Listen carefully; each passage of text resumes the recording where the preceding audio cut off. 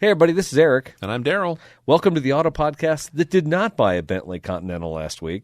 On this episode of Throwin Wrenches, Sony and Honda are making waves with legacy automakers. and Subaru leaves a lasting legacy. Oh, spring is in the air, and so are auto theft joyrides.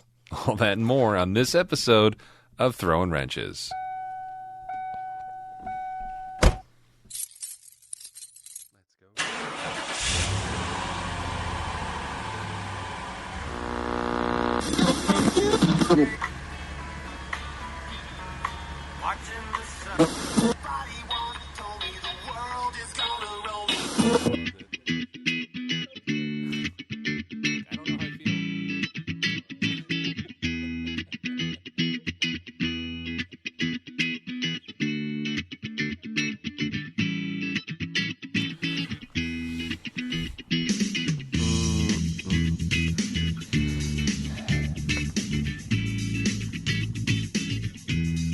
You're getting better on the guitar riff, Eric. Oh, man, I am I've been practicing. You can tell, right? I've been taking some YouTube what do they say, lessons. 10,000 hours? I'm about 5 in. Not bad, not bad. I want to say thanks for listening, everybody. And it's been a while. We've I don't know. When was the last show we did? Been a while. There you go. It's only been like 3 weeks, man. We're Has doing it? good. This is this is rocket jet speed for us. I guess. Well, we've been busy. We'll talk more about that in the show. But, if you do want to join in the fun of the Throwin Wrenches podcast, you can always send us an email. We're always checking info@throwinwrenches.com. We haven't had a whole lot of correspondence lately, have we? You know what? I threw that bone last episode. And Yeah. But What's the mailbag look like? yeah, letters. We get letters. We get none and none of letters. Is this thing on? I think, it is now. No. No, we've had a lot of interaction lately on the socials. It seems like you and I have been posting a lot on the Facebook page, and a lot of fans are kicking back there. Did you see my plumbing stuff on there on the story lately? I did. I got some notifications of some activity on there. I do want to throw this out there. We did have some feedback, and I did walk through the platform after this feedback. Okay, I will freely admit I'm not an Apple user, but leaving a review on Apple Podcasts, It's become burdensome. I think they've gotten away from that. I don't know how you can do it anymore. I'm sure there's probably ways you can do it, but it's magic, and there's probably a 5-step process to how to do it. Bottom line is, if you can leave a review any way, shape, or form on any platform, we definitely appreciate that. But I know in the past we've kind of said, hey, go on iTunes or go on Apple Podcasts and leave a review. I think they've changed the interface. I think they have too. And actually, I'm on there right now. We're still at 33 reviews. I mean, it's still solid. We're a 5 out of 5 on 33 rankings. So I'll take it. 33 people can't be wrong, right? That's right. Did you ever watch Kids in the Hall back in the day? Oh, yeah. 30 Helens agree. Yes, that's right. It's kind of How about like that. These are the Daves I know. Do you remember that one? Yeah, I do. Right. So 33 reviews, we'll take it. All right. All right. Hey, do you know my co-host Daryl Scott? Uh-oh. Well, John Haywood, the famous British poet, he said Rome wasn't built in a day, but they were laying bricks every hour. He may have also been talking about my co-host. The Auto Museum in North Peoria was not built in a day, but when he's not in the estate in North Peoria working on those classic cars, he is the Roman laying the final bricks on that palace. Thank you. John Haywood never knew that he'd be referenced on this podcast. No. I thought that was Haywood Banks that you were quoting earlier. The Yeah Toast guy.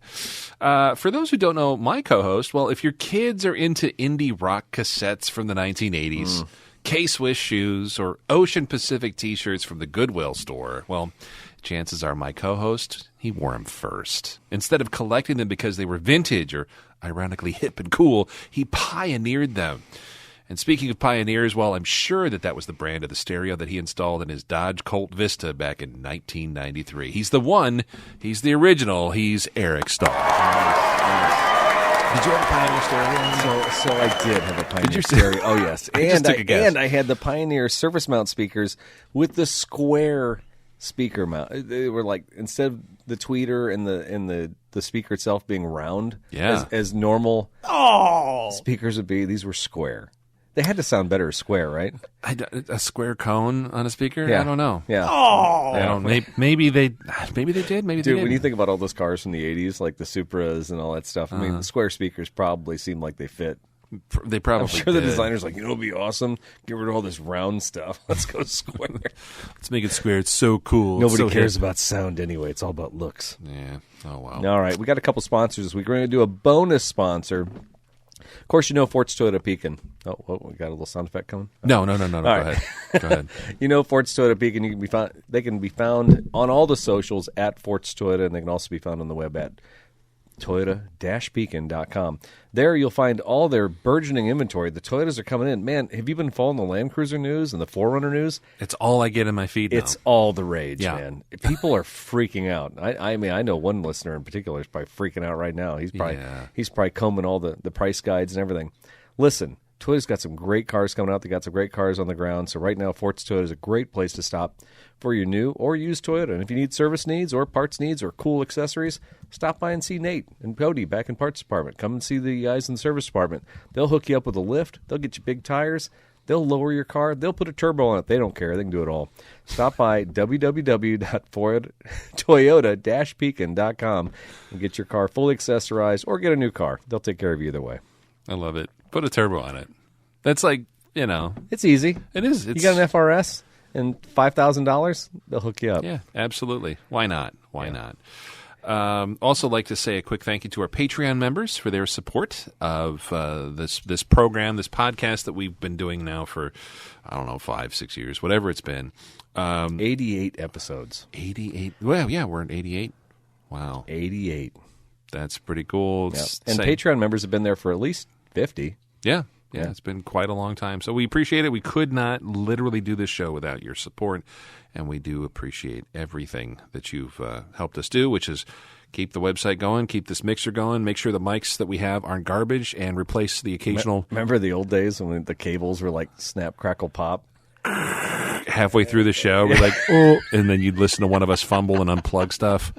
We graduated from Amazon Basics to Patreon solved that for us. Yeah, the nice Shure mixers and whatnot. So that's helped. We also have a special sponsor on this episode, don't we? Yeah, I wanted to give a big shout out and Central Illinois SCCA. Of course, SCCA is Sports Car Club of America, but the Central Illinois Region organization, you can find them at cirscca.org. They are racing in June 29th and June 30th. You'll find them up at Mossville. That's a Caterpillar parking lot where those guys. They've done this many times. They will have 2 days of excellent racing and some excellent courses on a totally fun concrete tarmac. It's not just some blowed out blacktop. So this is a great time, and it's the only time they're going to be racing, as far as I know right now, for the 2024 season. Of course, the guys over in Champaign, they race every other month or every month. But for Peoria, this is the one to hop on. There is a rumor that maybe in the fall they'll get one more, but do not take that as an offer to miss this one. So hopefully we'll see you out there June 29th, June 30th, the Central Illinois SCCA. You can Google it. You can, I think we'll throw a link up on this episode as well, but you can also go to CIR SCCA on their Facebook page and get a link to it there as well. Awesome. Do appreciate the support. And you can go back and you can Google Jason Daly. We had a great episode with Jason Daly. We had Tim Oyer was another SEC episode. I've been following along, by the way. He's great on social media. I've been following along an engine rebuild. He's always finding a Ford somewhere. Yeah, he is in the thick of it. So it's fun to follow. And by the way, that is, again, I need to put my money where my mouth is and actually get a fun car with a manual transmission again and get out there and do that. It is funny when I think about your collection. Yeah. You have surrounded yourself with slow cars. Slow, old cars. I just got back into a couple weeks ago. I told my wife, I said, you know what? I said, I think I want a Mustang again. Yeah. Because I really do miss being able to do fun things with a vehicle. And by fun, I mean just driver motorsport stuff. Drop it into second or third gear and get on it. Yeah, a little bit. So if you do have something, even if it's not anything exciting, if it's a 98 Nissan Sentra. Dude, those are the best cars. Right. Yeah. Take it out and enjoy it. Put your car through its paces and actually become a better driver. Get out there on a blacktop course and enjoy yourself. Also, iTunes Premium. We'll let everybody know that you can log into iTunes. You can order the premium account. You can actually order the pre-show episode singularly, or you can get the season for 1 year for $30. So if you like the pre-show, if you don't want to be a Patreon member, That's a great option as well, and people seem to dig it because it like follows into the feed of their normal iTunes stuff. So check that out. Yeah, definitely. All right, so we have an episode chock full of fresh new content for you here. So much stuff.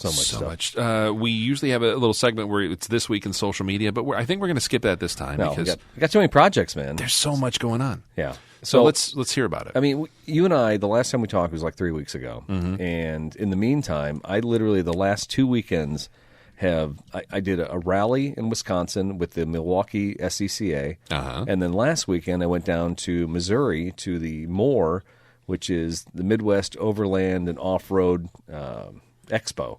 Okay. It's in Branson, Missouri, basically Springfield, Missouri, and that was 2 days of just cool off-road stuff with amazing people and camped out and fun. So I mean, I guess I'll start. I'll start with the rally. Let's do it. I have done SCCA rally racing over the years with my wife, and had a great time. This last time, my son, who lives in Wisconsin because he's going to school up there, said, "Dad, I want to do one of these." He's 20, and he has never raced. And raised this kid 20 years, he's never wanted to do anything with motorsports. Yeah. And I'll be honest with you, when you think about the things that you could do as far as jumping in with both feet with no experience, a time speed rally on the back roads of Wisconsin is probably about the best thing you can do. And if it's a father-son type event, for us it was, I mean, what better time can you have is spending 4 hours in a car, reading directions, going through back roads. It was actually probably one of the more fun things I've done with him over the years, especially the last couple of years. As kids get older, they don't. It used to be just sitting in the basement watching play video games, something like that. This is one of those experiences where he can drive the car and I can read the directions, and it was a good afternoon. He had a blast? Yeah, he had a good time. Yeah. And when it was all over, I thought we did better than we did.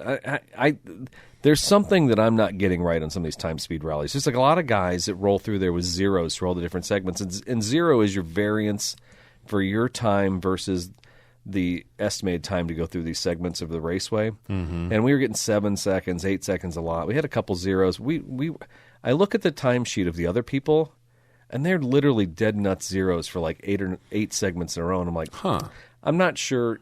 I mean, we're doing what we call seat of your pants. Seat of your pants is when you're just kind of looking at it, and you're kind of estimating your speed. You're looking at your speedometer. But we're not using any kind of a calculator. We're not using a timer. There's special software you can get that actually helps you with these things, so you don't have to worry about it. Yeah. But those people, they're in a different class.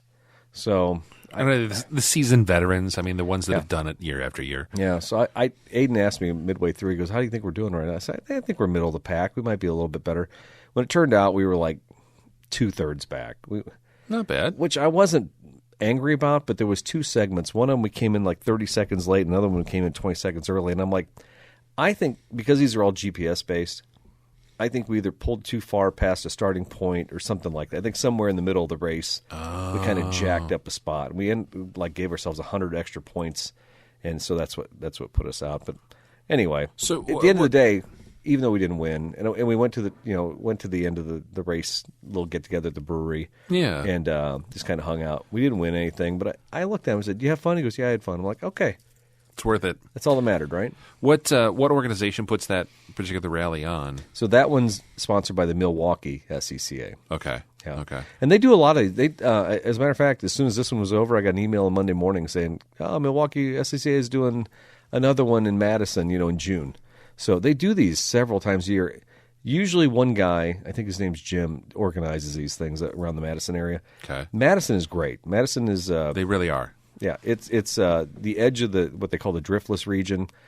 This one, which was a little disappointing to me, was not in the driftless region. It was more of a south of Madison, so it was more straight roads, more country roads, which was okay for our first time. But if you go truly west of Madison, the driftless region is an area that was never affected by glaciation. So it's got this wavy terrain. It's really wild looking, lots of ups and downs, lots of ravines. It's really a beautiful area. So when you're doing that, and I did a winter rally out there one time. I'm going to tell you what, I was holding on. Cheese freeze? Cheese freeze. Yeah. About scared the crap out of me on that thing. But the driftless region is beautiful. So I'm hoping the next one I ever do with him, he can kind of see the the beauty of Wisconsin and the driftless area. It's good. It's a beautiful part of the Midwest. I know people think, beautiful Midwest. Those two words can't go together. Especially folks from like the East Coast or West Coast are like, oh, I came out here, there's a lot of corn. They're like, just drive through parts of Wisconsin, drive through Galena, there's so many parts of the country that have, their own unique flavor to them. Yeah. And that part of Wisconsin is really, really pretty. So, yeah, very cool. Very cool. You going to do the one in June? I don't know. June's busy. June's bonkers. Got a family reunion, got some other stuff going on. And filling up. Yeah, hopefully we'll do one in August. The nice thing is, since Aiden goes to school in Wisconsin, it wasn't so bad of a drive for him. It was more of a drive for me. But I tell you what, I got up at 8 a.m., first car was off the line at like 1, so I got there around 11:30, and we had lunch, hung out, look at the directions, off the line at 1, racing it over till 4:30, 5 o'clock, go to the ceremony, and then by the time I get in the car and head home, I was home at like 9:30, 10 o'clock that night. Yeah, it's a lot of seat time, man. And I do seat time all the time. I mean, I drove back from Tucson in February, and then, of course, we drove down here to Branson, which I'm going to talk about next. I mean, I don't have a problem with that. But at some point, you're weighing, is it worth it? So, yeah, it was definitely worth it. I'll just say that. Well, and everything you do is usually a day trip, right? You're not getting a hotel room and making like a whole long weekend out of it. No, like last night I drove back from a concert. We talked about that a lot in the pre-show. Everybody's like, why didn't you get a hotel room? I'm like, because I'm so cheap. And, and I didn't want to take a day off work. Went to a concert, got home at 1:15 in the morning, and then, went to work the next day. I can function. I can make this work. That was fine. Fine. They don't need me to be 100%. So that was when did that happen? March or no? Early April. Your rally. Oh, that was 2 weeks ago. So that was like the 10th. Okay. Or no, wait. It was like early 9th or whatever it was. Yeah. So so that happened, and then you had good weather the weekend after for your trip to Branson, right? Was it decent? So the deal was More Expo. It's a big deal. There's a lot of off-road expos across the country. There's Overland. Is it called Overland Expo or something like that? There's one in North Carolina and there's one in like Salt Lake City every year. These are huge events. It's where all the big vendors and all the influencers and all that other stuff get together, and they all camp out and they tell their stories, their war stories. But this one in the Midwest, I guess, for lack of a better term, there in Springfield, Missouri. It's southwest Missouri. It's right outside the Ozarks, and it's a pretty decent sized event. And they've been having it a couple years now, so I've known about it. It's been on my radar, but I literally waited till the week of to register for it, and then half of that was looking at the forecast. If it was going to be 80 degrees down there, I wasn't going to drive down there and like sweat all night, right? Not interested. No, but the forecast was for cool temperatures, like 48, 55 or something like that. I'm like, all right, that's cool. So we get down there the first night and had a great time. Cindy Pope, who runs Northology, she was running the campground. I met Cindy. The Chicago Overlanders had done some stuff out in Rockford years ago, and so I met Cindy and a lot of the Midwest Overlanders. So I knew people. As soon as I got to the campground, boom. Cindy's like, Eric Stahl. And I'm like, Cindy Pope, and so like, where do I camp? She's like, you just camp right over here by us. I'm like, dude, it was just like red carpet treatment. I love this. This is what I love about the motoring community, how we network together. Daryl's, in the meantime, trying to plug in. Trying to recharge my laptop. Are you live yet? No. Oh, no. Did you die? I'm going to. Okay, all right, still alive. So they're are they local chapters of a parent organization then? Or? No, so this More organization basically brings all these different vendors and all these different hobbyists from all over the middle of the country, and then they just show up, in this basically state park fairgrounds is what it kind of was like. And but Cindy and Northology, her little organization, they have a place up in northern Wisconsin, up in Lake Superior, called the Kennewaw Peninsula or something like that. And so she does like recreation events and stuff like that. But I've met her, like I said, down in Rockford, and got to know these people, got to know some of these overlanders, and over the years, Chicago overlanders. And so you start meeting up people like, oh, I met you at the Badlands. Oh, we hung out that time, remember? And I'm just sitting around the campfire at the campground. I'm like, this is great. This is awesome. This is what I've been missing for the last couple of years, Sure. So it was kind of cool to get back in the vibe with them. And And so when I left there, of course, we always say we'll be back next year, but I'm going to really effort next year to try and get a couple other trucks coming. I would like to get Matt and Jake and some other guys to show up down there because I think it'd be just a good, fun weekend. Not to mention the sheer amount of vendors that are there, hawking their fridges and their trailers and all their camping supplies. All that stuff. Yeah. And it's all new. It's all the latest. I have an Iceco cooler that's like long in the tooth. It's 4 years old. And I was talking to the engineer at Iceco, which I had no opinion of these guys, but then I meet the engineer, and he's so nice, and he's like, I'm going to get you a new cord, I'm going to send you this, and blah, blah. These people are there to help and to talk about their equipment, and he was ready to, and he was ready to warranty it. He looked at my he's like, pull up your receipt from Amazon. I pulled up, and he's like, yeah, the compressor's still under warranty, so if it needs to be replaced, we'll take, I'm just like, that's the FaceTime that's hard to put a value on. I would never have thought that I could talk to the vendors. And it's the same thing, whether it's the people making the scottles or the trailers or, these different items. Actually, going to spend time when you're at an expo and seeing people. This is a guy I think Arctic Tern was there. They're the ones who put windows in all the campers. So like that camper I drove, the Tacoma down there, Arctic Tern is the company that builds those things. So if I had a problem with that window, the sunshade or something like that, go talk to them there. Yeah, crazy. That's huge. So you drove. What did you drive down there? The 2015 Tacoma that I've become enamored with lately. Apparently, it's not my. It chews gas. It's a nice rig. Though. Yeah, like a kid on Halloween eating candy. Man, this thing just devours gasoline. But it's when you get there, you park it and you live in it for 2 days. It's beautiful. So It's got the dual battery setup with the AGM batteries, and so you can live out of that thing for 3 or 4 days with the cooler running. It's got the bed upstairs. You just pop the tent on the hard sided. Yeah, right? on the AT Overland aluminum topper, and they call it the Summit topper, but it's beautiful. It's a good time. Angela, when we were there, she bought a new air mattress because she couldn't. The first night, she's like, I just can't do it. I have noticed whether it's camping or whether it's doing any of the stuff in the camper, the first night and the second night is kind of tough. First night's always the worst. Yeah, but once your body just says, I got to sleep. You just give up. Pretty much. But once you pop that thing up and you set it up, there's plenty of room in there. Yeah, the room is never an issue. It's just more about comfort. They build all these things, whether you buy a camper or whether you buy an expedition tent or something like that. They build them with a 1-inch pad generally. It's on you at that point if you need extra. If you want to puff it up, yeah. So that's kind of what we did. So nice. And then it got cold the second night. It was down in the 30s, so we bailed. About 8 o'clock that night, Angela's like, we could be home in our own bed by 1 a.m. or whatever. And then your mind starts thinking like, She got me. Yeah, it's pretty toasty. I talked to the Iceco people. I hung out around the fire until 8 o'clock that night. And I told Cindy, we're going to blow out of here. She's like, really? I'm like, yeah.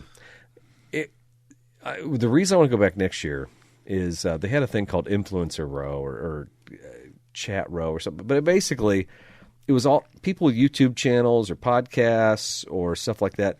There was like a whole row of just people talking about their stuff. And I met a guy that I met at Badlands a long time ago, and now he's running a podcast called All Things Overlanding. His name's Fletch.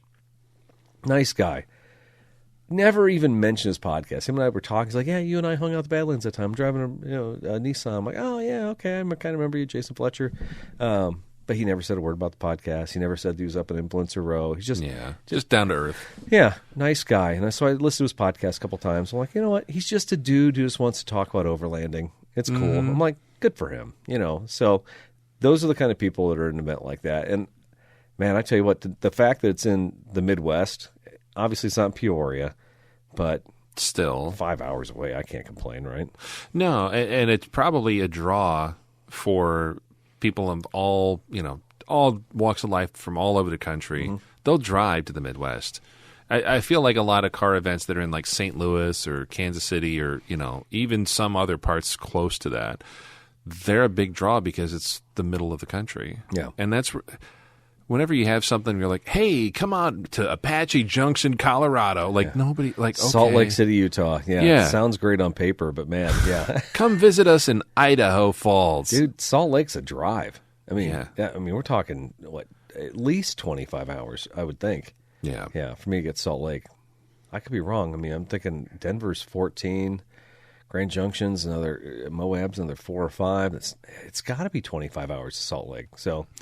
And then you're driving a truck that gets 200 miles to a tank, No, right. Thank you. Right. So it's a beautiful thing to have it here in the Midwest. So had a great time. Like I said, Moore, Moore, if you want to look that up.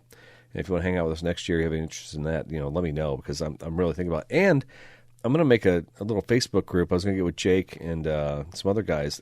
Northology does a September event up at Lake Superior on the Kinawa Peninsula. It's like $250, but you got the whole weekend. They got food and they got bands and they got, it just looks like a nice, chill weekend. Yeah. So in probably a really cool setting. Yeah. It's beautiful. Because otherwise, not to be a jerk, but what other reason would you have to go up to Lake Superior? Well, and then you don't know where you're going. So half of everything when you're exploring is getting the lay of the land. You know how many times you've had a better trip the second year?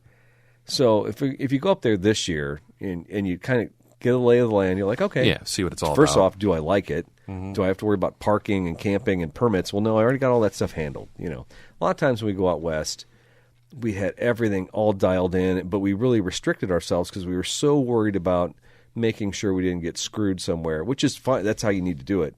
But then the next year we could be a little looser, and the year after that even looser, because now we're not scared of where we're going. New. Yeah, exactly. You get there and you're like, okay, here's where I wanted to explore, but it was too freaked out last time. Exactly. So I think this would be a great place to dip our toe in the water and just kind of check it out. It's 8 hours from home. It's definitely different territory than what we have here in Central Illinois, and I have been to northern Wisconsin. I've been to the Upper Peninsula. And Lake Superior is beautiful. It's gorgeous. It's also ferocious in the wrong time of year, too. Yeah. So it'd be interesting to see what it's like in September. Keep us posted. That might be fun to take a bigger group of people out that way. Yeah, I think it'd be great. Yeah. And the only other thing I had in my projects is my trailer toilet went bad. What a pain in the butt. Dude, I'm going to tell you what. The guys who build these things, I have a 16-foot Riverside Retro. We bought it 3 years ago. It was our empty nester celebration vehicle. We're going to drag this all over the country and have fun with it. Well, things haven't really worked out perfectly, but in the meantime, we rented it out on Outdoorsy a couple times. Last guy returned it after the eclipse. There was toilet paper bound up inside the drain of the toilet. I'm like, how's that even possible? Because first off, when you flush an RV toilet, it just goes straight down a hole. It doesn't go into a pipe, doesn't go through a trap or anything like that. Yeah. And so got a bunch of water, dumped it through there, and I'm like, is there a hose going through my drain? Something. It was like a black thing. Come to find out, the rubber seal on the Dometic toilet was never installed properly. It was smashed. We don't poop in the thing because I just don't want to deal with it. So I've always told renters I'm going to charge them extra if I have to clean it out for poop, and nobody really has. This last family must have used it. But even if a woman used it, she's going to throw toilet paper. I didn't really see defecation. Right. For lack of a better word. Do a little analysis. But anyway, I got it. You know what we did? I YouTubed it. And I found out Dometic has a rubber seal. And, dude, the toilet weighs 2 pounds. Literally. I could lift it up tiny. with one finger. I could lift this thing up. It was so light. So once just like a traditional toilet, you take the 2 screws off the base. Instead of a wax ring, you got this rubber gasket. Exactly. Okay. And took There's it out. A flange and everything. And then found out that toilet paper and bile and everything else were now underneath that toilet. It was disgusting, but since it weighed an ounce, I just tossed it out in the yard. So I had a toilet laying in the grass. Yeah, I had it laying out there for 2 days. Got on Amazon, ordered the part for $10, and snapped it on, put it on, and everything works fine. I am amazed all the time, but people tell me this is normal operating procedure on trailer manufacturers. that clowns make these things. You got nails popping out of like trim pieces. Yeah. You got stuff falling apart down the road. My microwave, I had to put all new washers and things because I think it was just literally going to fall out the next time I went on did anything. It's nuts. The quality is terrible. There's a guy I follow on TikTok, and he's an RV sales and service place out in Arizona, and like in Chandler or Gilbert's or somewhere. Anyways, all he does is repair stuff that's like 5 to 7 years old, stuff that people trade in. Yeah, and they're like, "Hey, we're going to get a new one because we don't want to do any maintenance on this thing." And he's putting new roofs on. Mm-hmm. He's putting like all this stuff, tearing things apart that are like 5 to 7 years old. Big name modern manufacturers. Yeah. He's like, yeah, these are junk. Like I have to repair the roof, or I have to these seams always leak here, and things that in my mind 5 to 7 years. I mean, that's the car I drove here is 4 or 5 years old. Yeah. I still think of that as like new, but are they just not made to that same standard? As Dude, everything's like a 1x2 furring strip. I mean, this is really chintzy. Yeah, it's just like pine. It doesn't hold anything. I mean, everything's loose, and you kind of expect that. I mean, first off, when you get a trailer, generally the tires aren't balanced. So God knows what if you're riding in that trailer behind the car. Oh yeah, how much is it vibrating back there? I'd love to have a video camera just to see everything shaking like crazy, right? But also, it's not designed for something that's going to be like I say like a mobile home, but like it's not designed to be out there in the elements 24/7, 365. Right? Yeah. It's a pleasure, kind of like a boat. Mm-hmm. It's not something that's going to just withstand everything. It's a seasonal thing. You're supposed to store it. You're not going to be living in the thing. Ideally, well, some people could, but yeah, this one's got the what they call the wet bath, so the toilet's built into the shower, and it's so small. I'm going to tell you what, I'm not even. You could never dream of getting into that toilet. Probably not. No, and I don't use it anyway. I mean, as a guy, I mean, like I could open the door and like hit it from the. I can reach. I don't know how Angela's ever used it, but she has. But a little geometry. Yeah, exactly. Yeah. I use trajectory. Well, I think I was in it right after you got it. Yeah. Did you like custom do it like the table and stuff in there? I did some. Yeah, I had to improve some stuff. I had to put a new base on it and stuff because again, clown show. Everything's just kind of. No, you made it your own. It's really nice. It's nicely decorated. It's got that cool kind of canned ham trailer. I would do an Airstream if I were going to do it again. Just get the Airstream. Yeah, but they're stupid expensive, aren't they? They're on the rise. I know, like the depreciation is negligible in an Airstream for one if you maintain it. Yeah, they hold their value. Even crapped out Airstreams from 30 or 40 years ago still bring $20,000. Yeah, I have noticed that. Even the small was at the Bambi, the small ones. But if I were to buy a Bambi, which would be $50,000, I'm not buying one. But if I were to buy a Bambi for $50,000, wow, I could probably have that thing for the next 20 years and still get $20,000 or $30,000 out of it. Yeah, if not more, because the Bambis aren't going to go down in price. A Bambi might be $100,000 here in 5-10 years, right? Maybe. Yeah, maybe. I may never lose a dime on a Bambi. I don't know. It's just crazy when you think about that stuff. It is. But bottom line is, what are you doing this summer? Are you going to take it to? We're taking it to the family reunion in June, so that's good. Angela, yeah, we're going to drag it up to Wisconsin or Michigan and use it for a week. So that I'm looking forward to doing that. Yeah, get it out, rack some miles up, enjoy it. Yeah, see if I can ruin it. I'll make sure I take all my tools. That's all I'm saying. Take your tools and make sure, maybe go gentle on the toilet. Yeah, it'll be a whole Ryobi promo video when I'm done with this thing. Welcome back to this old trailer. All right, that's enough about me. That's enough about rallies and racing. And what do you got going on? Dude, you've been strangely silent. I'm going to tell you that. I've just been working on the basement, working on house stuff. It is in the final throes, at least this section, working on basement trim and, the final details of any kind of house remodel. Do you have a punch list? No, okay. I don't keep a list. I started doing spreadsheets. I'm like, nobody's reading. No, you did not. I did. Sarah, I'd like you to open this up today and just see what the priorities are. No, see, the only idiot using the spreadsheet is me, and I'm like, I already know what to do in my head, so forget this. It was a waste. It's one of those New Year's resolutions I tried. It didn't work. Okay. But no, other than that, I've been actually shopping for, oddly enough, I'm kind of done working on my house for a little bit. I need to be out in the garage doing like garage things or like house, like pressure wash the deck, fix a bunch of stuff outside. But anyways, what I've been doing in my spare time is actually trying to track down some tires for our 47 Chevy. We got a 47 Chevy Fleetline that we drive around and enjoy. It's probably one of the better running vehicles in our fleet. But it's got some tires that we bought, old bias ply reproduction tires that we bought when we put it back on the road in 2010.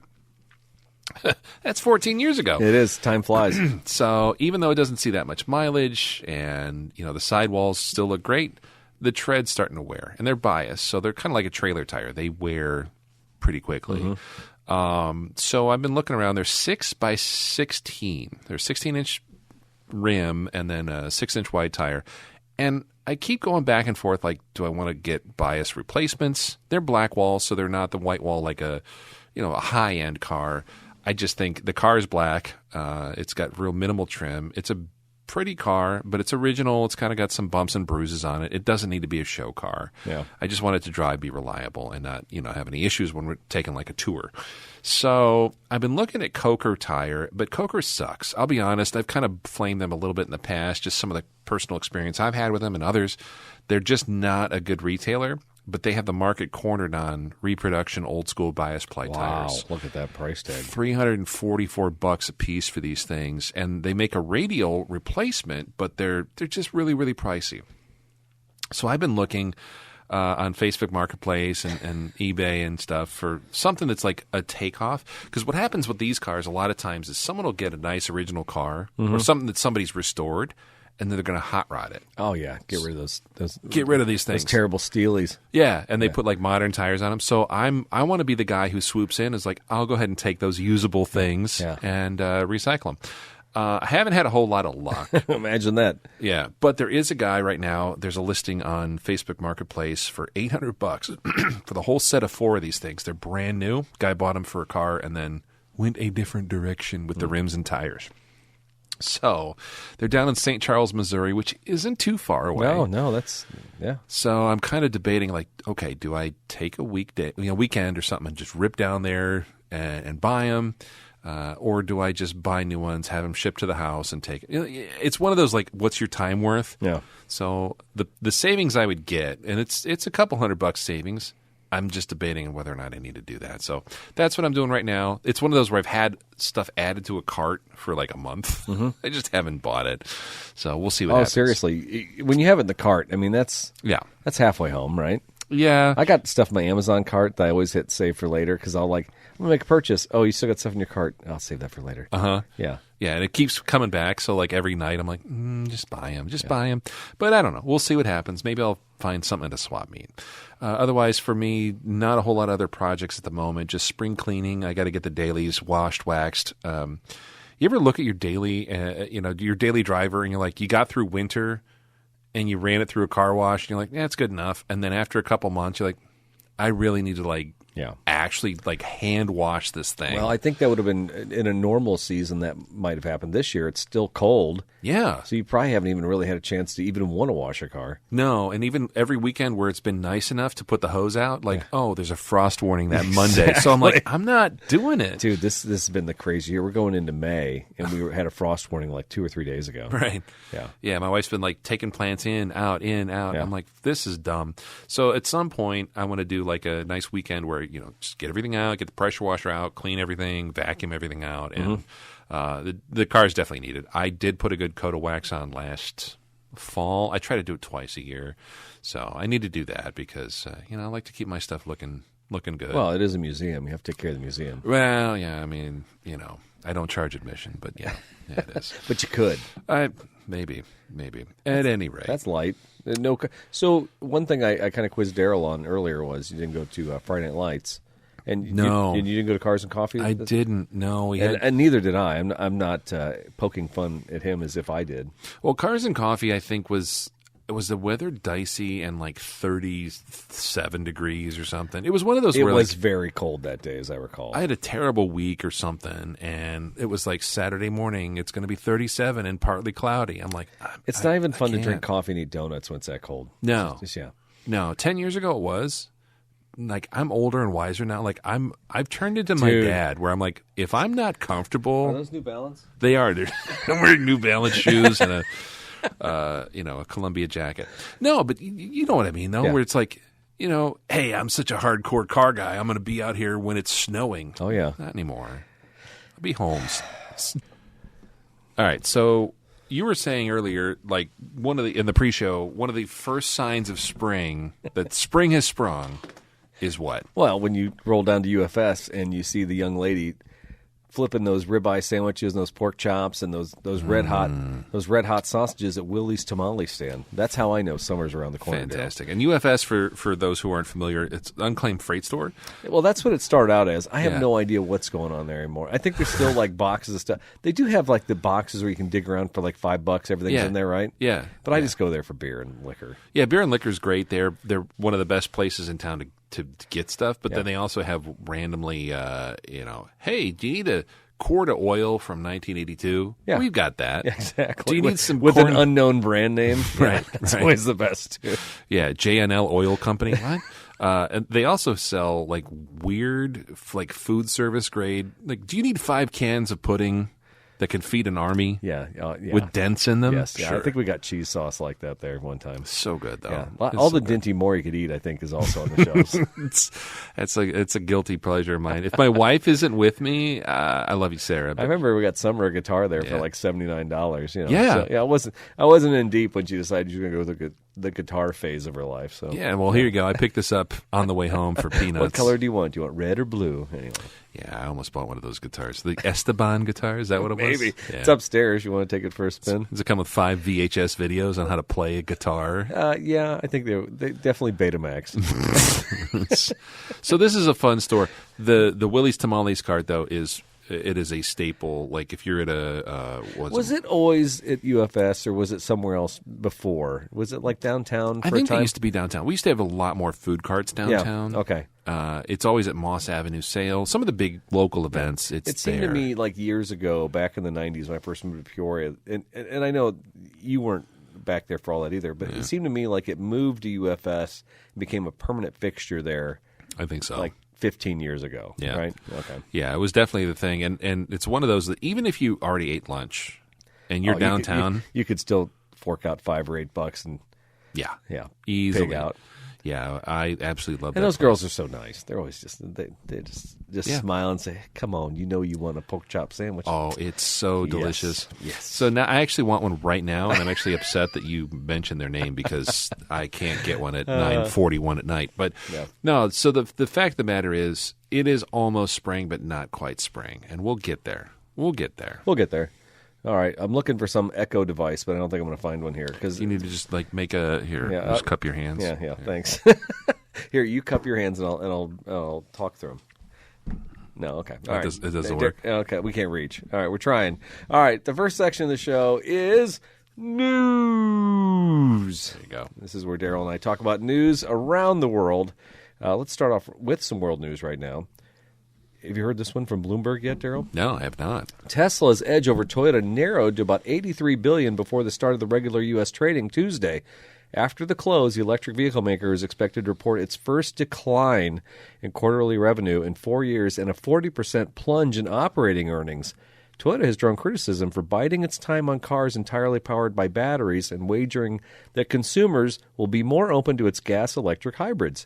Its strategy has paid off in recent months as EV sales growth has slowed. That is from Bloomberg. We'll have a link to that in the episode.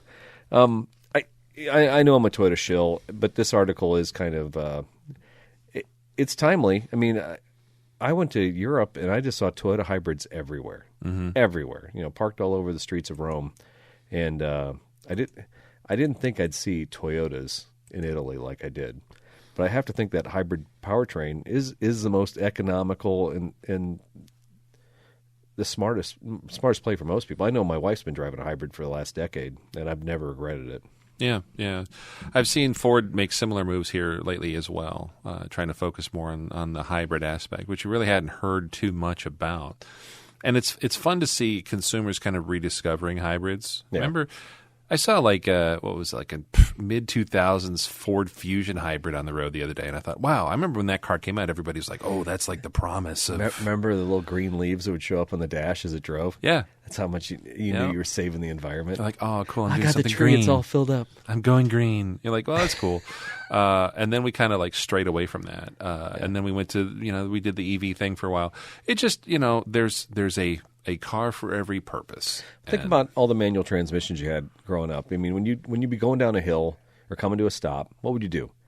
You'd pop the clutch and ride. You'd neutral it out, and that's essentially what hybrids do the best of. I mean, the cars now have the start-stop technology, but realistically, if you can regenerate some of that electricity with a hybrid as you're slowing down or going down a hill or something like that, you're capturing that energy and you're just applying it somewhere else. It's the best of both worlds because tomorrow, if I decide I need to go to Chicago and I don't have time to stop for a charge somewhere, I can drive straight through, and I can add more gas to the car. And I think ultimately where we live here in the Midwest, that's why they're probably ideal, right? Yeah. You've racked up, 200-some thousand miles on that Prius of yours? Yeah, and the first one we had 350 on. So, my wife said 600,000 miles in two cars. Yeah, that's proven. With hybrid. Yeah, and they've had... Not shilling for Toyota, but I mean, Toyota introduced their first Prius in 2001, and I know the Nissan Leaf and other hybrids and EVs came out, in Honda's short Insight order. and Yeah, all that exactly. stuff, And the Insight was there in the early 2000s as well. So right. The technology's there, and I think it works. It's obvious that the consumers are going the same way. All right, so shifting things over from a world scale to national news scale. Here's one. Dealers raise concerns about how Scout, Sony, Honda Mobility will sell vehicles. A group of state dealer associations is pressing Honda Motor Company and Volkswagen Group not to sell planned electric vehicles from Scout and Sony Honda Mobility outside of the country's franchise dealer system. The Automotive Trade Association executives, in perhaps the most public display of frustration yet, addressed that issue in front of, hold on, I just scrolled back, sorry. That's good. They actually addressed that in front of a full-page ad in the April 15th issue of Automotive News, calling out both automakers as well as Scout, the brand formed by Volkswagen Group and Sony Honda Mobility, a joint venture between Sony and Honda developing EVs under the Afeela brand. Afeela is new to me. I had not heard that until this. Yeah, new to me as well. But Scout, we talked about that in a previous episode. That's kind of the truck SUV kind of spin-off that Volkswagen is trying to use the old International Harvester Scout brand name for. So they're actually calling out and saying, hey, we got a dealer network. Why would you go outside and use your own, kind of like Ford has tried to do? But they've been beating this horse for a while. They beat on Elon with Tesla. Right. They beat on Rivian. Same thing. And I think these Chinese auto manufacturers are going to try and bring EVs over here. They're probably going to be fighting the same thing. I think ultimately, I mean, I'm watching Rivian, I'm watching Tesla. I think people do care about service. Tesla owners are very frustrated. When I talk to a lot of them, if they have any kind of body shop concerns or service concerns with those cars, it's not like trading your iPhone in or getting a loaner. Next thing you know, they're putting you in a domestic gas-powered car while your car's in the shop for 2 months. People don't dig that. So, well, and I do understand everybody's got that mentality where, hey, I can have anything delivered to my house, from groceries to furniture to pizza. Why can't I have a service technician come and service my vehicle in the house? And Tesla does do some of that. They do. Yeah, they do. But as far as like the entire pivot from a legacy organization such as Honda or Volkswagen, that's a big shift for those folks. Ford, I think, has struggled with that. I know they've had some very vocal dealers and longtime, kind of partners that are like, yeah, this isn't the way it needs to go. How much of this is also tied to some of the, I just say, like labor strife, if you will, where there's a lot of push to unionize. I think one of them was even like a Volkswagen plant. I think in Tennessee there was a push to unionize. The manufacturing plant down there. Yeah. So there's a little bit of unrest, like uncertain over future jobs, that kind of thing. And I don't know that ties in so much to this. I really do think it ties in the fact that there's the Illinois Automotive Dealer Association. I'm sure Indiana and Wisconsin, all these dealer organizations exist to protect the interest of the franchise car dealers. And they would argue that the customers get the best service, because of the franchise system. If you have a problem with your car, you have representation at an independent dealership to take it to the manufacturer, or deal with the state organizations, whatever you have to do. Sure. You have a path. There's an out for you. There is. Whereas if you have a problem with your iPhone, this is it. Either Apple says they're going to take care of you or not. And it may seem a little counterintuitive because we still answer to our franchise, manufacturer. But at the same time, we also want to take care of the customer and have them come back and buy another car, have them come back for service. So it's in our interest to make sure the customer has a good experience. Absolutely. And at the end of the day, it's still a local business that is dependent on that relationship. As opposed to, you got a problem? Go to the website, scoutmotors.com/support. Like the pre-show conversation we had about, using the AI interface and do some troubleshooting on your keyboard. Oh, by the way, that didn't work. Was this article helpful? Yes or no? No. Can I get something else? No, that's it. This is the only article of help on this, right? Sorry. Now, the other thing that's cool about this, I say cool because we talked about Sony cars like 2 years ago or so. It was longer ago than that. Yeah. I think it was CES they first started talking about the Sony car, and we're like, oh, this is never going to happen. I didn't expect Honda at that time to kind of pick up and run with this, but at that time I think Apple was flirting with the idea of a car too. Apple has since dismantled that program, it sounds like. They have, yeah. Which is kind of shocking. I think they probably realize they can make a lot more money selling hardware and letting people like Verizon and AT&T sell subscriptions on the hardware, and they could just walk away, right? Probably. They just don't need to. Why bother competing in that arena when you don't have to? Because you want to be the most valuable company in the world, Daryl. That's why. Yeah, but I think that might be dependent on certain leadership visions at the time. Overall, it's like I shouldn't be able to go buy stir fry at a Bob Evans restaurant. Yeah, Bob Evans has no business making Asian fusion food. They tried for a while. They did. They tried.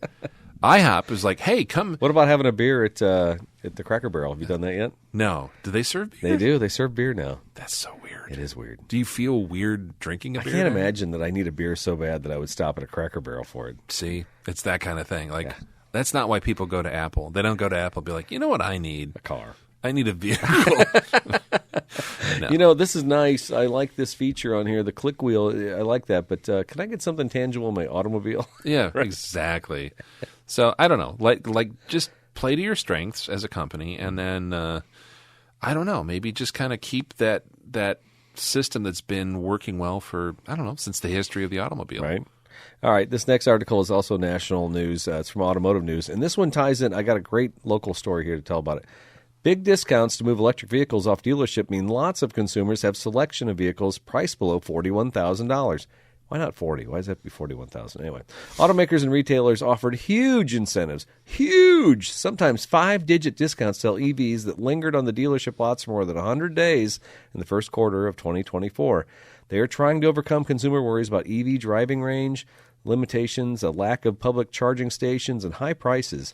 Price-cutting strategy is not sustainable long-term, said Stephanie Valdez-Streety, the Director of Industry Insights at Cox Automotive. Cox is actually a company that handles auction services and dealership management software. So they have some insight on the dollar values of the vehicles being bought and sold. Okay. Odessa Auctions, I think Cox owns them. The reason I put this article in here, Toyota last week threw an $18,000 incentive on their EV platform, the BZ4X. Mm-hmm. And we knew about it like a day before they were going to release it. The Twitter rep would say, by the way, look at the lease options tomorrow. There's going to be a good deal on the BZ. The BZ is kind of a turd. It even at best mileage, it can get 200 miles on a charge. They're built in Japan. It's Toyota's answer to an electric car. But with that $18,000 incentive, it gave you a $150 lease. Really? With $3,000 down. Yeah. So what happened is all the cars have been sitting on dealership lots, and those BZs have been sitting for a while. Probably the longest car been sitting in the lot. I think ours was 4 months on the, and nobody was looking at them. 200-mile range, $40,000 car. It's a bigger car, though. It's a RAV4. Like a SUV kind of. It's a RAV4. Yeah. Every dealership in the region, the Chicago region, sold those cars the next day. And one of our employees bought it. It was a no-brainer. He traded in his Tacoma. He's like, I can do a $150 lease. And he was paying $600 for his Tacoma before. Now, granted, that's a lifestyle change. Sure. But he has another truck at home. And he's like, this is going to save me so much money. Plus, you get a year of free charging. And an $18,000 incentive on something that was what, $40K, $42K? Yeah, but the thing was, the depreciation is so hard on these things. The leases were never cost effective. The best part about a lease in that situation is you're not tied to that car to find out what that thing depreciates in the next 5 or 10 years. Right. You just walk away from it. Now, the other nice thing about this, in 3 years, when these leases all come due, there might be a ton of these things that come up for sale super cheap because the buyout was so low on them because Toyota overfunded them. So it might be a great opportunity to get a cheap used car while it's still under warranty because they have 10-year, 100,000-mile battery warranties on them. Yeah. So let Toyota take the hit, the massive hit. Yeah. Well, and they also don't they still take advantage of the $7,500 credit? No, there was something. Does Toyota get the manufacturer? No, because those were built in Japan. Oh, that's right. Yeah, so Toyota was always eating. Yeah, they were always eating that anyway. Okay. So, meanwhile, over in Rivian, which is our neighbors just over here to the east, you can lease, like the current deal, quote unquote deal, is to lease a either an R1. R1S, R1T. The T is the truck, and the S is the big SUV. The SUV right? for $699 a month. Yeah, for a 3-year lease. Yeah. And I'm looking at that, and I'm like, okay, cool. That's with fair amount down. I'm like, well, what's it like to buy one of these bad boys? Okay, $92,000 is what it would take to get like the one that you'd want, like the SUV, the R1S. With the adventure package, if you're going to pay $79,000 or whatever for a base model, why wouldn't you just pay the $90,000 for everything, right? Exactly. So that's what you're talking about. So to come down for Toyota to come down, what 18%?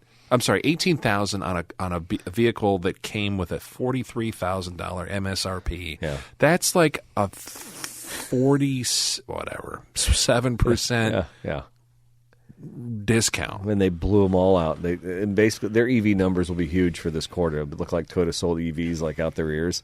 So environmental groups will be off of them. But wow. Well, and how many people that take out of the market that maybe potentially had bought a Tesla or a Rivian too? Do you see what the Model 3 has been discounted to? No, $38,900. So you can get a Tesla Model 8 right now for $38,900. Wow. So that's, again, within striking distance for some of those people that need to get over that hump or thinking about it. And I don't think that's a bad. I'll bet the lease and the residual is pretty high on that. At 38, the 3-year buyout on that car is probably still the retail value of that car is still probably in the 20s. Yeah, it's not bad. So you're probably not going to be in a terrible shape. Right. Yeah, the lease on the Model 3 right now is $299 a month. Dude, that's not a bad. That's cheap. Yeah, it's not a bad deal. That's something you could buy living in Peoria, $299 a month. Drive to work every day. Yeah. It's almost makes sense. Unfortunately, I need to rewire the whole basement. Yeah, exactly. You got to get that charging station. Not to mention also the Illinois registration, which is $600 a year for EVs. It's a lot more. Yeah, because of the whole funding formula for roads. And Yeah.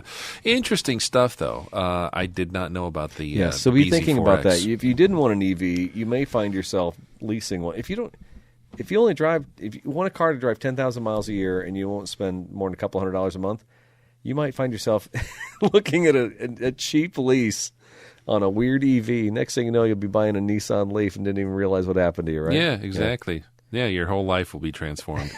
Speaking of transformation, Subaru said it will soon end production of its oldest U.S.-built model. That would be the Legacy sedan. Boo! Yeah.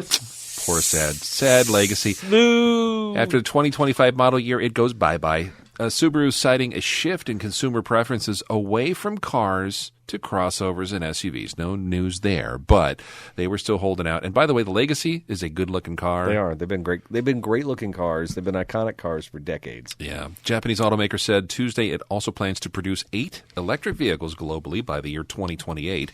Ending Legacy output at a plant in Lafayette, Indiana, would presumably free up capacity for Subaru to produce at least one of those EVs in the U.S. It's really out of 8, we get one. Cool. Helping it to potentially qualify for EV consumer tax credits. So it's a way that Subaru could kind of have a little bit of a feather in the cap, but then also consumers get a little bump there because they could get that tax credit we were just talking about. Yeah. And I didn't, folks, I got to apologize right now. I didn't know we were going to go so heavy in EVs, but that's kind of where it went. So no, it's fine. We got Tesla, we got Scout, we got the EV discounts, and now we got the Legacy being destroyed because of an EV plant or something like that. Legacy is unfortunate. I had a coworker when I worked at Bradley University who they had the Outback? They had Outback wagons, stuff like that. And then the kids got to a point where they were out driving, got older, and they said, well, we don't really need the wagon anymore, but I still like the Subaru. So he went and bought a Legacy GT, like the nice sedan that had all the bells and whistles, and I might even had a turbo motor. I don't know. Yeah. And every time he rolled up in the parking lot, I was like, man, that's a nice looking car. Why don't more people have them? He goes, everybody wants this, and he even said he had to order it. Yeah. And the guys at Uftring, the Subaru dealer in town, they're like, yeah, everybody just wants the WRX or the Impreza or the they Forester. want the SUVs. Yeah. And it's unfortunate because, again, I like a good sedan, but I also understand the benefit of wanting the Legacies SUV. were always super expensive too. As I recall, back in the '90s when I was hawking Camrys and Corollas, Legacy was, I swear to God, that car was $7,000 or $8,000 more than a Camry. Yeah, it's just, pricey. Yeah, and maintenance on those cars, because you're kind of landlocked with one dealer. I mean, they could kind of tear your head off. So yeah, it's all-wheel drive too, so you got the more stuff to maintain, all that. But God, they're cool cars. God, yeah. I can't imagine driving one of those, autocrossing it, doing cool. Some cheese freeze on that bad boy. That'd be fun. All right, well, I'm going to be looking for used Legacy GTs. Yeah, whatever. You're buying a Tesla. I can feel it. Probably. All right, more national news here. Traffic deaths tops $40,000 last year as the National Highway and Traffic Safety Administration looked to reduce distracted driving. Are people distracted, Daryl? I don't even notice. I'm sorry, I wasn't paying attention to you. I was as on my I'm phone. looking at my phone and driving down the road. More than 40,000 people were killed last year in traffic crashes, according to preliminary data released Monday, remaining above pre-pandemic levels but slightly down from their peak in 2021. They spiked in 2020 and again in 2021 and have since declined slightly. Still, they are up 25% since 2013. And the Governor's Highway Safety Association... Well, that's a very generous sounding organization. The Governor's Highway Safety. Is that like Lord Governor, or is that just like Governor? The Governor. It's a new group on me, but yeah. Found that pedestrian deaths reached a 40-year high in the United States in 2022. The National Highway Traffic Safety Administration said the distracted driving is an issue that has grown in an urgency with ubiquity of smartphones. It resulted in 3,308 deaths and 289,310 injuries in 2022. Okay, and similar numbers in 2021. The agency released the data to coincide with the launch of an April campaign to spread the awareness about distracted driving called Put the Phone Away or Pay. Dun, dun, dun. Dun, dun, dun. Which hopes to scare people away from texting and driving, but which some advocates say will be an ineffective waste of resources. That's from NBC News. I tend to agree because you can have all the flashy little signs on the side of the road, all those catchy little phrases that the Illinois State people put up there, and I still see people driving around down the road looking at their phone while they're driving. Yeah, it's not. People don't even hide it anymore. People used to be like, okay, I'm only going to do it at a red light. Yeah. Or I'm only going to do it when I'm stopped in traffic or something like that. Yeah. People don't even care anymore. No, they just do whatever. The unfortunate part about all of that is, even with the proliferation of things like hands-free technology, the newer infotainment setups that we have in cars, Bluetooth, CarPlay, what in this day and age, what possible reason do you have? I still see people holding phones up to their stupid ears all the time. I see it all the time, and I'm like, I know you're in a brand new Lexus. That thing could pair that thing with your car. Well, I drove back from Chicago yesterday in a new Camry, and it has Apple CarPlay, and I still found myself like searching for music. Because on the interface on your phone, because there's so many driving? There's so many nanny features in the car radio display. Even though I have lane departure and I have brake assist and laser cruise, I still can't search for something without actually. Does it do the thing where it's like you can look for this when the car is not in motion or something? Okay. Anyway, and I could hold down the button and say, "Hey Siri," but since I'm using Spotify. Hey, Siri doesn't like to work with third-party apps because Apple, again, has their monopoly on the apps that are used on their phones, right? Yeah, it'd be nice. Or if I could use Google Maps with Apple efficiently, use voice commands. So they have Apple Maps because Apple's so much better. This has been a contentious argument in my family right now. Some people are saying Apple Maps is better, and I'm still sticking with my Google Maps. I think you should because Google is, I think, is way better. We can talk off this show about like why Apple Maps is terrible, but at the end of the day, with all of the tech that's in the modern car and voice recognition, voice command, all that stuff, like you should have no business diddling on your phone while you're driving a vehicle. Whoa! I don't know what you're doing in your car, but I'm not. No, like you know what I mean. Just stop. We're better than this as human beings. We're better. Yes. Than playing around on the phone while you're driving a 2-ton vehicle. So a lot of the new features, whenever you see like a new truck come out and you'll see like it's got like a raised front bumper or like these extra bumpers below. They've done a lot of tests, and they found that if a human being is swept up by their legs first, that the fatality rate decreases greatly. So because we know this is happening, now auto manufacturers are actually changing the design of their cars so they're more pedestrian friendly. Yeah. It's crazy. Because people on their phones keep hitting people on their feet. We just had a couple big roads redone in Peoria because of pedestrian deaths. Yeah. And people are like, well, what's the deal? Well, some of it is the sidewalks aren't great or they're walking in the street. But it's really, I really honestly think it's people that are driving just are not aware of pedestrians. But that part, so this morning I pull into North Pekin, and right by the McDonald's across from the dealership, a guy is trying to walk across the street. 4 lanes of traffic. There's no crosswalk there. Nothing. There's no crosswalk for a mile. I mean, all the way through Creve Coeur, there's no way to walk across that road. Does it happen a lot? I mean, when I was years ago, they didn't have a third lane for people turning left if they were headed north out of Pekin. Every week, I'd hear the screech and a crash, And to be fair, how many people I talk to in Pekin who deal with those bikes, those people riding around those DUI bikes, I call them, without like safety clothing on? There's a wreck like every week on those things too. Yeah, you got more people doing stupider stuff.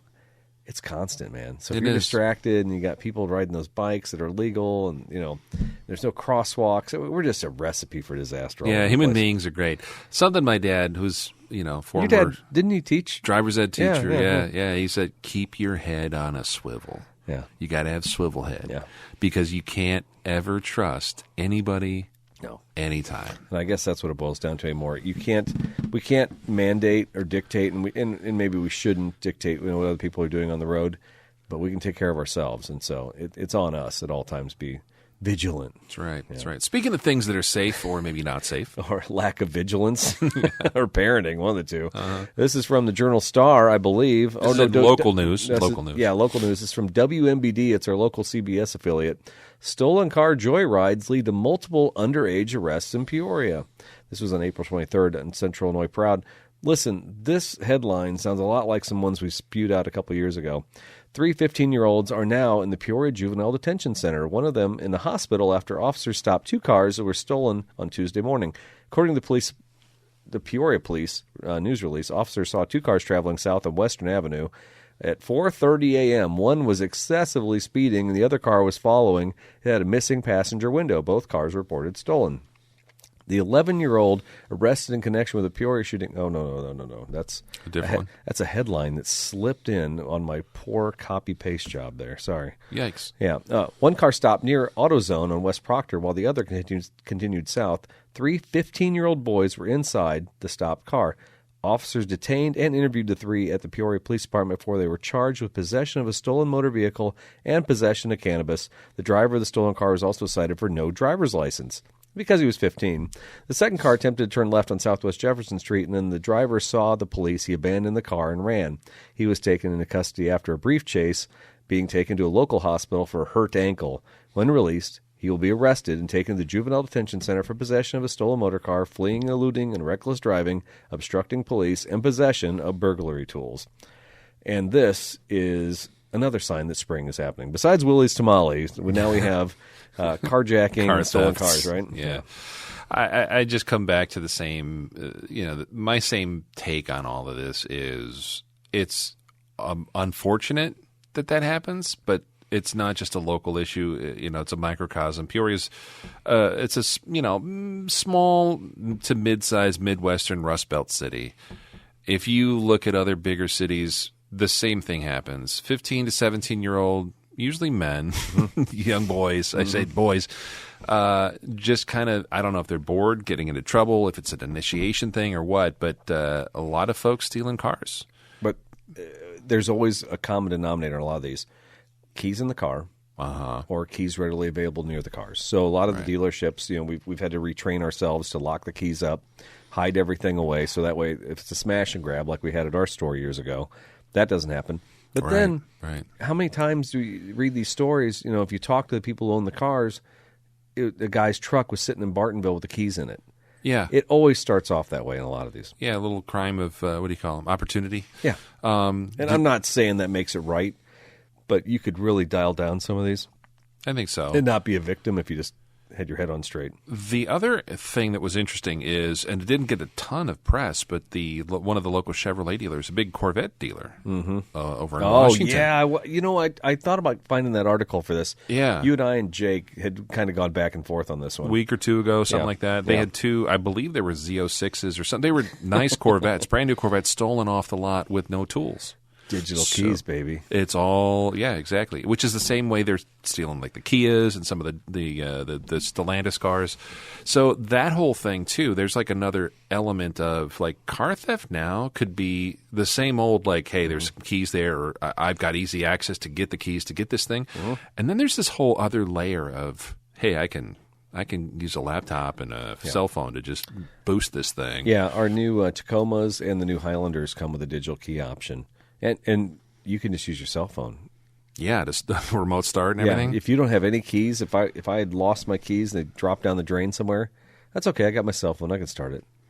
That's cool if you're the end user. Yeah. But just like anything else that's software-based, you can hack it. Yeah. Someone out there somewhere has hacked it. Yes. And that's out there for others to use that tool. Over the years, as we've had electronic keys and you had to program the cars, I know our manufacturer has set it up so there's gateways and you have to have double secret authorization, from two individuals at the store in order to authorize a key and stuff like that. Yeah. But ultimately, that's to cut a metal key and to program it to the serial number to the ECU. But we get to digital keys and cloning and stuff like that. A little different. I think the technology is now becoming a lot easier. So I think those key fobs that we were programming over the last couple of years, I think they could be mimicked a lot easier. But an electronic key doesn't even need any kind of signature, just your cell phone. Sure. That's now it seems to me like we're really playing into software hand, right? Yeah, it's a different ball game. So, and I don't know what the resolution on that one was. I probably should go find out. But I mean, that's $200,000 gone. Yeah, and I'm sure they got them on camera. I'm sure they know who did it. It's just, what are you going to do? Yeah, It used to be a technician could cut a key from a key code. That was the deal we had at Toyota. If you had a 96 Camry, it had a 5-digit code on a key. We could log into a website and we could find the key code for the car. And if you were unscrupulous, you could be the guy in the back with the parts department just clicking the little key chewer. Yeah, and get the code and... Yep, boom, we're off. Yeah. Isn't that the whole premise of the remake of Gone in 60 Seconds? They had some guy who was cutting keys. Oh, I don't know. It's like, oh, yeah, I can get this and whatever. I can bypass the alarm and I cut the code. I got the code for the keys or whatever. Well, now it's easy and you can probably go on, Reddit and... get a digital key or something. Maybe. Whatever the dark web equivalent of Reddit is. Anyways, oh man, we're almost at that time. Oh, it is. It's that time. All right. We're gonna have to do this in post. Oh, that's fine. I did it in post last time. Yeah, so, Daryl? Do you want your XTV? Yeah, I do. I want mine. It's my favorite Dire Straits tune. Yeah. All right. Well, Elon Musk has you covered. He's launching XTV, and he plans to push his video ambitions. This is from The Hollywood Reporter. I have never quoted The Hollywood Reporter ever on this show. Till now. Yeah, Elon Musk's X platform is continuing its video push, launching a dedicated app for smart TV sets.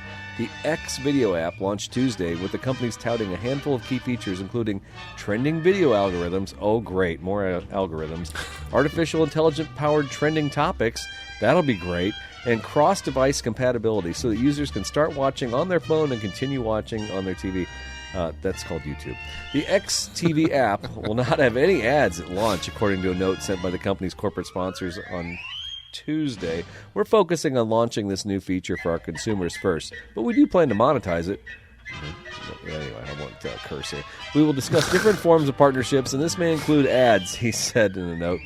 The company also will provide preview video for the video experience, providing brief glimpses of the TV app. The videos included a preview video of Tucker Carlson's interview with Vladimir Putin.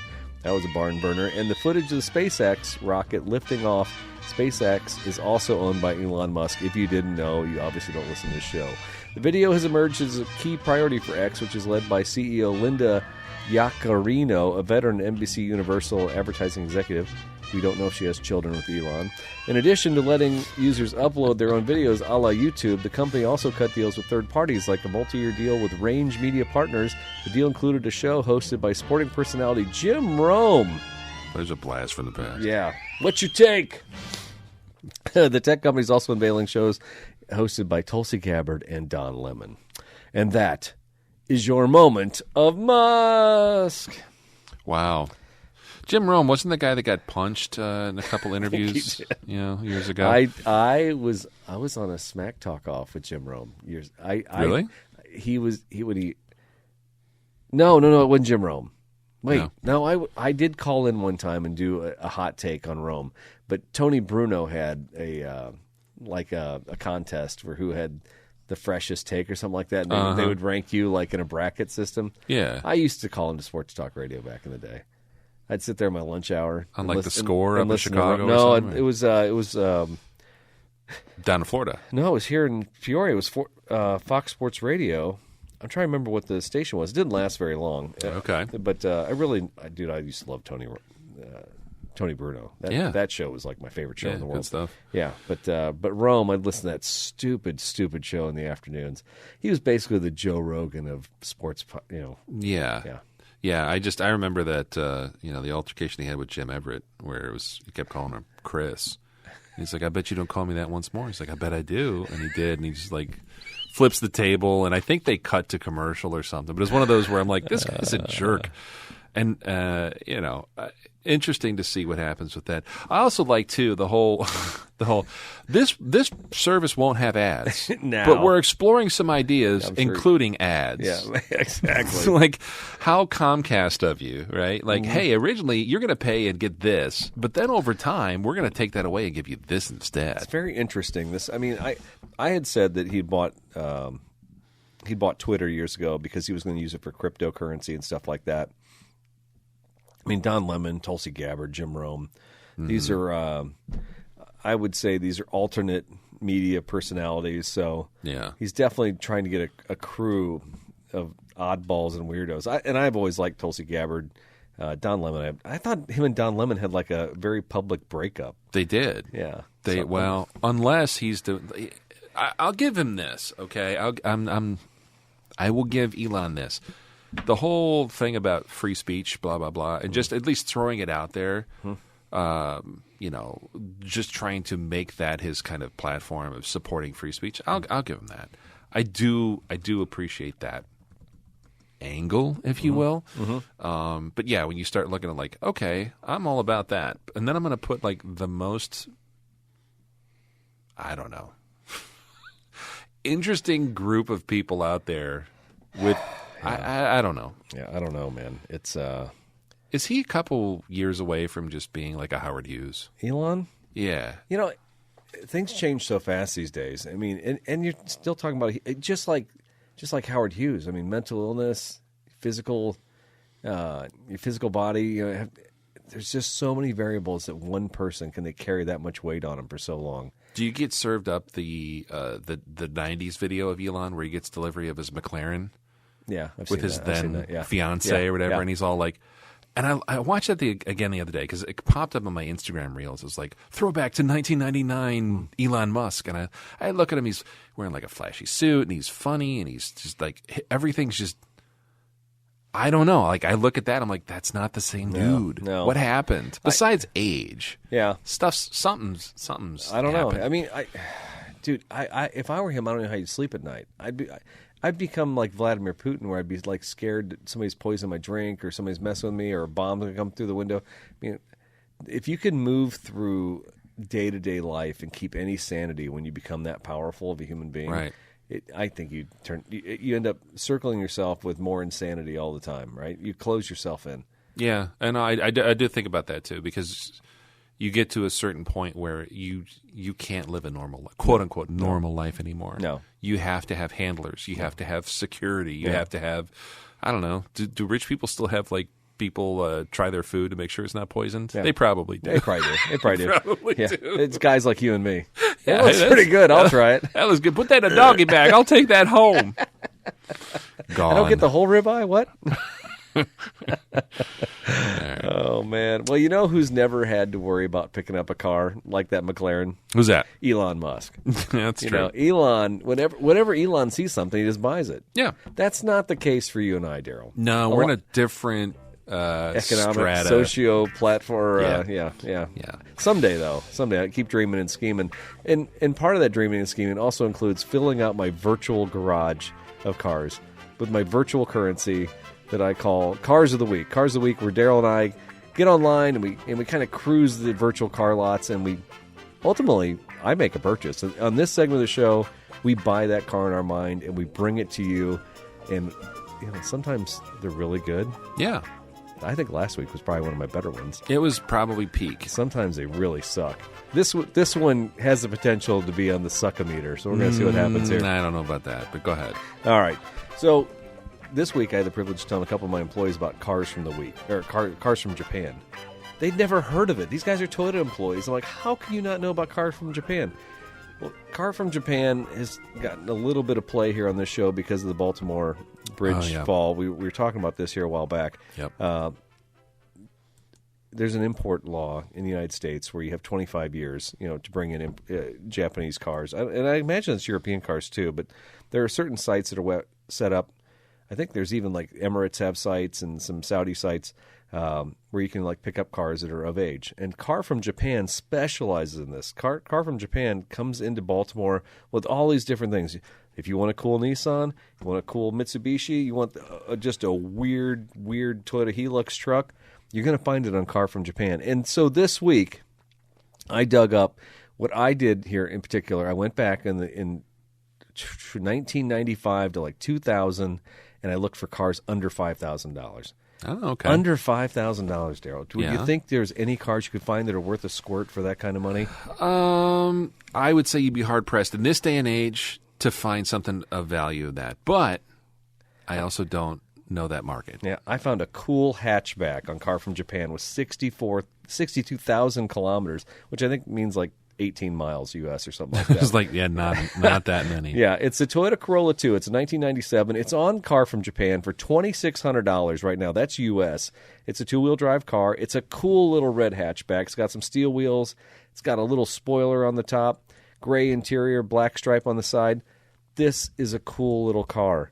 Now, if you want to bring it over here to the United States, you got to pay for some marine insurance, and ultimately the car's going to cost you about $5,000. Actually, $5,145 to be exact.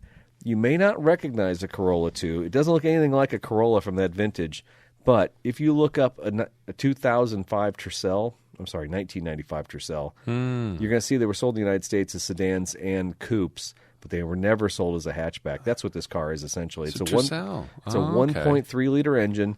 Probably has a 3-speed automatic on it, if I had to guess. Yeah. If it has overdrive, that's a premium. But those Tercels were bulletproof. And I can guarantee you all the parts of this car are readily available in the United States except for the hatchback. So you can still service it. Exactly. Even better. This car is a steal at $5,000. And bring it in, tint the glass, put some alloy wheels on it, and then sell it for $5,000 or $6,000 next year when you're bored with it. Yeah.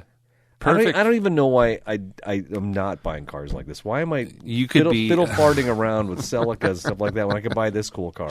You could be out there flipping these things and enjoying it and having something new every season at Cars of Golf. I think it'd be fun. This is so cheap at $5,000. This is the kind of stuff you could do and you could buy and experiment with and really. Right now, cash out your 401k, because I'm going to tell you right now, it's maxed. Once the election happens, it's all falling to crap anyway. So just take out $5,000 out of the 401k, take the 30% hit, because you're going to lose 30% next year anyway, so who cares? Right. And buy this car, and let's do this, and then you document everything on YouTube for us so we can see how it happens. Genius. No, that's genius. I looked it up, by the way, the translation from kilometers to miles. 62,400 kilometers, which this thing has on the clock. That translates to 38,000 miles. What would you pay for a late 90s Toyota in good condition with 38,000 on the clock? I guarantee it's more than 5,000. Yeah. It's going to be all that and more, yeah. Yeah. Absolutely. So it's a bargain. This is a heck of a deal. Yeah. Not a bad place to park a few bucks. By the way, Eric is not a financial advisor or certified financial planner. He is also not Dave Ramsey, but you probably should take his advice because Dave Ramsey would tell you to buy this car. $5,000. Why wouldn't you buy this car? Why would you buy it? Just sell your BMW. Yeah, buy this. Also live in a box. Anyways, yeah, Dave Ramsey's great. So not a bad way to spend some money. I'm gonna put a little ticker on my calendar to check this out because I've also seen some stuff come in from Car of Japan, highlighted on a couple of social media channels where stuff comes in there for like $2-3 grand. Mm-hmm. Didn't you find? Was that where you found that one Celica that was like had the smaller motor? It sold for what, $3,800? Yeah. You can actually get a steal on something if you don't want, the flashy Mark IV Supra or some sort of like, rotary powered turbo. And so as I recall, that Celica had like a weird size motor that wasn't the United States size. And you'd want to be careful because next thing you know, you got a front crank seal that's going bad. Not the head gasket, but like a valve cover's going. And you're like, I can't get these parts. Yeah, fair. Yeah, that's fair. But I would say in this day and age with Amazon and eBay, boy, you'd be hard-pressed not to find a lot of these parts. And what I love about this 1.3-liter, super common motor here in the United States. Yeah, you can still get the stuff. Yes. This car, I'm sure wheel bearings, which if I had to suspect problems with this car, brakes, wheel bearings, and valve covers and front seals. But actually, I think this is a timing chain motor, so I don't even think it has any problems with that either. So it would be something you could drive for another $100,000 before you really had to deal with anything. Yes. Yeah, I like that idea. Yeah, it's a cool car, and it's a hatchback. People would be looking at it and be like, what's that? Yeah, they wouldn't know what to do with it. Very cool find, man. I do dig that for sure. I did not follow any similar line of thought on no, you went old as pick. usual. Yeah, no, but it's a cool color. I keep getting this one served up to me. So apparently the stars are aligning. I need to buy a '58 Pontiac Bonneville tri-power 2-door hardtop. Facebook Marketplace at least told me so. And by the way, it's the most detailed listing I've ever seen. Can you autocross this? Once. Poorly. I was on Facebook Marketplace, and the seller is somewhere here in the Midwest. I forget. I got to look it up. But they only had one line of text in the description. It says, original Colorado barn find. That's it. Nice. No other detail. Nice. So pretty cool. Sounds like a scam. It might be. It's also the highly pixelated photos taken from a 1990s Sony Mavica digital camera. I had that camera. Yeah, I mean they work. It's Elkhart, Indiana, which is home to the RV industry. Yeah, right. That's where hopefully it was maintained better than my RV. Yeah, maybe. So it could be a scam, but maybe not. At any rate, look at the interior. It is a lime green and ivory 58 Bonneville. And I'll be honest with you, most of these cars are rot boxes. 58 was kind of a weird year. It was a recession year. A lot of the vehicles that were made that year were kind of not assembled very well. And also, if you look at General Motors cars at 58, they were probably the ugliest of any of the 50s cars. They really didn't know what to do. They were kind of in that weird in-between where it was like, okay, we think consumers want even more chrome, even more far-out spaceship-type trim. This trunk looks like an International Harvester fridge. It does. That's the best analogy I've heard. It's too much, right? They've got like this little like jet exhaust thing that comes off the roof. Well, I was going to ask you about that too. So the tailpipes, are they built into that chrome bumper? Yeah. That's a bad idea. Yeah, or they were kind of, that was the last hurrah. Yeah. By 59, things got a little bigger, wilder, but they started drawing down on the gaudy chrome trim and all that over. The front is the family truckster. Yeah. Yeah, it's very, like, two headlights are good. Clark Griswold, I mean, it's got like the 8 headlamp type design on the front of it. If 2 headlights are good, let's put 4 on there. That's better. We have 2 turn signals. Let's double them. Yeah, let's make the grill. Oh, and it's just large and flat. It's like a Mack truck on the front of this thing. Yeah, they really are kind of hideous, but it also is cool. It's so cool looking. It's so unique. Yeah, for a while, so 57 and 8, I believe, you could get a fuel injection setup from the factory on these things. It was a mechanical Rochester fuel injection setup, kind of like the Chevys. What's the story on the side, behind the door handles? Mm-hmm. Is there like a side rocket sponson on there? What is that? That's what it is. It's to make it look like... And 58 Olds had that too, where there was so many little pieces of stylistic trim where it's like, make it look like a rocket. Yeah. But also make it look like a kid drew the rocket. Wow. So it was kind of goofy.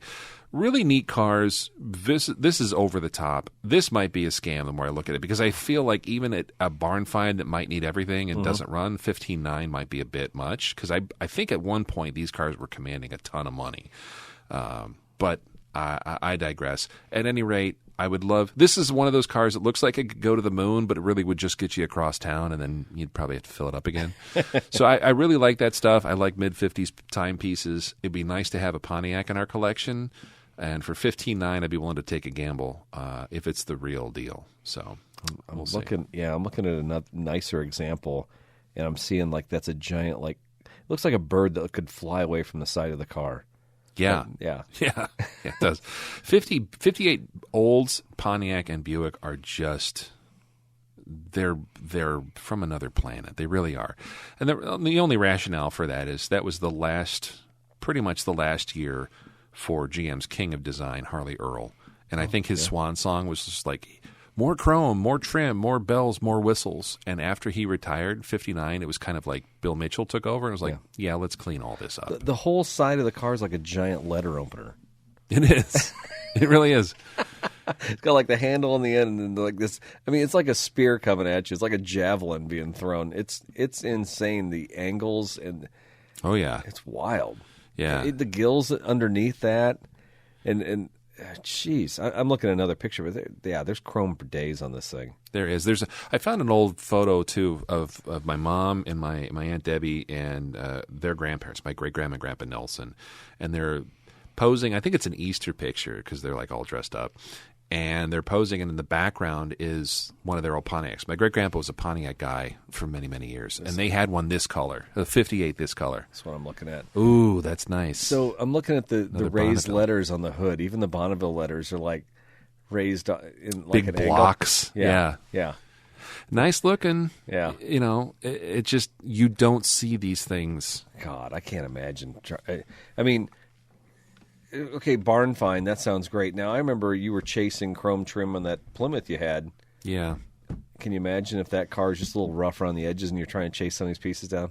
Yeah, and that's the downside. The reason you don't see so many of these in decent shape is because even to restore, send the chrome bumpers and trim out to get redone, that's $20,000. Wow. You know what I'm saying? Like, the cost to restore some of these things, it's just not financially worth it.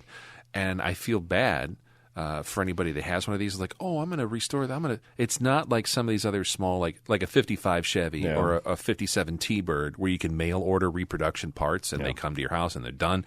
Like, nobody's reproducing parts for these. So was the partnership with General Motors, I mean, were Chevy and Pontiac working together? Would there be compatible parts between everything? Or? Yeah. So essentially the body on this is a 58 Impala. Okay. So like the coupe, the roof line, eerily similar. The chrome trim's a little different, but eerily similar. A lot of this stuff would translate. Mm-hmm.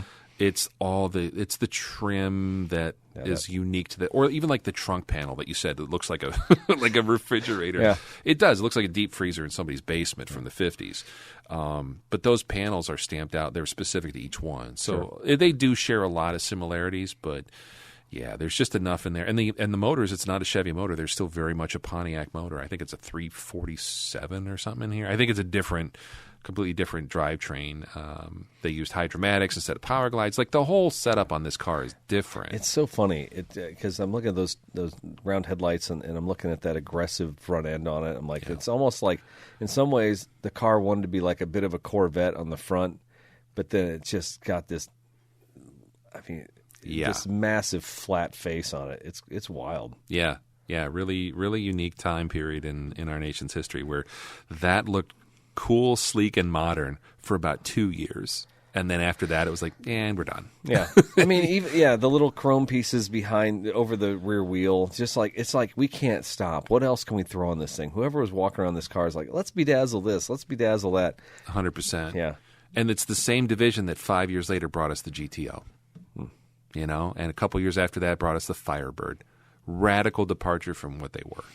So, really neat. I like the color. I'll give you that. The one thing about this, it has that mint green color with the white top, and I didn't think I'd really be enamored but this car is pretty cool, actually. Yeah, if you look at it, you're like, yep, that's a 50s car. Yeah, but I'd still drive my little Tercel every day. I think that's probably the wiser choice.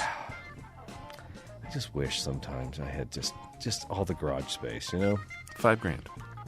Think of how many you could spend $5,000 on a bad weekend. You could spend $5,000 on a terrible vacation that you're like, I don't want to do that ever again. $5,000 you could store, I don't know, in your mattress. What we should do is we should just start like a little fun. We'll tell the wives it's part of the podcast. Okay. So I'll fix up one of the cars, and I'll get rid of the Scion maybe. Okay. Take $1,000 or $2,000, and we'll take some take that retirement money I was talking about, which is going to be worthless here next year anyway. Exactly. And then buy a car for $5,000. We'll tell the wives it's for YouTube monetization. Yeah, we'll be content creators. Yes. Fix it, flip it, enjoy it. Exactly. Or wait, fix it, enjoy it, then flip it. How much money do we have to make it worth our time? $800, $500. I'm pretty low. $50. $50 and a ham sandwich. I don't even care at this point. I just like the idea of having something unique. Yeah, I do too. I've never seen one of these, but I know what it is underneath. But the funny thing is, I'm talking about a car from the 90s. Yeah. Most kids don't even know what cars from the 90s are, No, but that's a almost 40-year-old car now. That's crazy.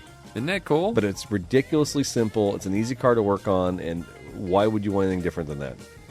Until I have to find a black seal for the back hatch that is no longer made anywhere in the world. Right, yeah, you have to make it. You have to commission someone to make it for you. This Corolla 2 was a great idea. Now the glass is all leaking everywhere. Yeah, and the steering wheel's on the wrong side.